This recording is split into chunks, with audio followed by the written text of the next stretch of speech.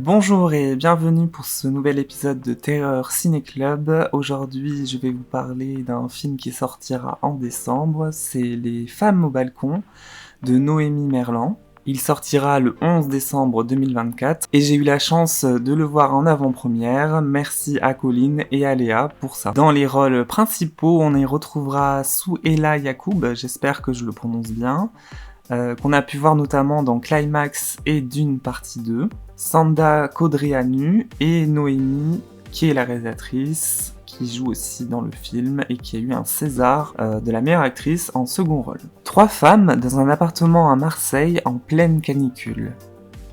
En face, leur mystérieux voisin, objet de tous les fantasmes. Elles se retrouvent coincées dans une affaire terrifiante et délirante avec comme seule quête leur liberté.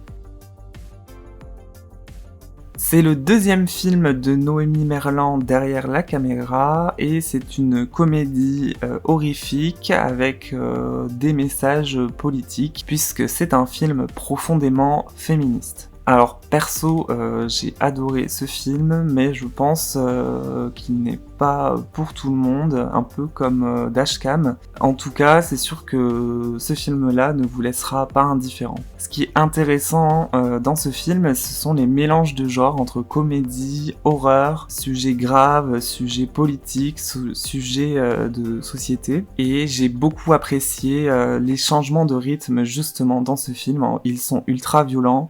On s'en prend plein la face et ça fonctionne très très bien.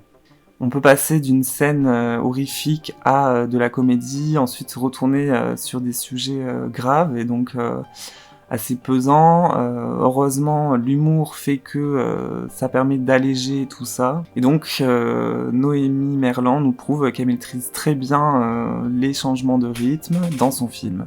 Et côté humour, ça ne déçoit pas, nous, notre salle, les gens étaient morts de rire, et j'ai beaucoup ri, mais c'est pas pour autant que ça reste pas horrifique, puisque c'est quand même assez gore.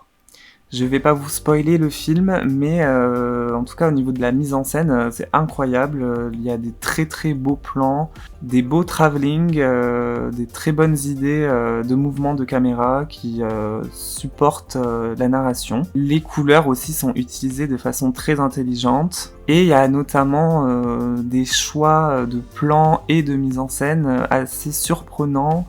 Ça fait plaisir, en tout cas on ne s'ennuie pas. Les 3 actrices principales jouent très très bien leur rôle, c'est très crédible et on s'attache à leur groupe et à leurs amitiés. Et alors c'est vrai que ça frôle presque le burlesque et ça se barre en sucette très vite, mais malgré tout ça reste ancré dans le réel via les messages que le film veut faire passer. Ça parle évidemment de sujets de société du point de vue des femmes, avec un point de vue féministe qui reste rafraîchissant. Bon, évidemment, il y a des passages qui peuvent remuer un petit peu un public sensible et comme je vous l'ai déjà dit auparavant, l'humour est là pour pouvoir supporter ces moments assez durs. Bon, alors la comparaison est peut-être pas bienvenue, mais je vais la faire quand même. Moi, ça m'a fait penser évidemment à Julia Ducournau avec Grave et Titane, qui pour le coup sont beaucoup moins drôles, mais en fait, il y a une approche, je sais pas comment expliquer, il y a une approche qui est intangible, mais qui me fait penser à ces films-là. Il y a évidemment plein de références cinématographiques, je pense notamment à Bolbert, à Blink Twice, et Boulevard de la Mort avec la chanson iconique du lap dance. Alors je pense que certains pourraient classer ce film dans le genre de Rape and Revenge, pourquoi pas, la comédie horrifique, ça lui va très bien en tout cas. Et on pourrait penser aussi à Promising Young Woman d'Emerald Fennell, car Noémie Merlan utilise aussi l'humour et l'absurdité à outrance pour faire passer des messages d'une réalité bien plus grave, mais elle le fait toujours avec bienveillance. Donc c'est un film vraiment pas politiquement correct,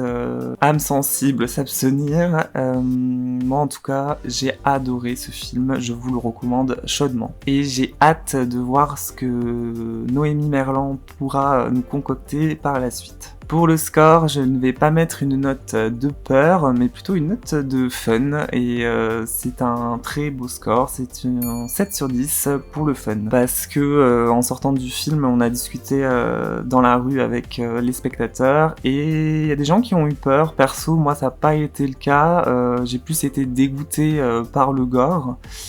Il y a quelques mini jumpscares bien efficaces.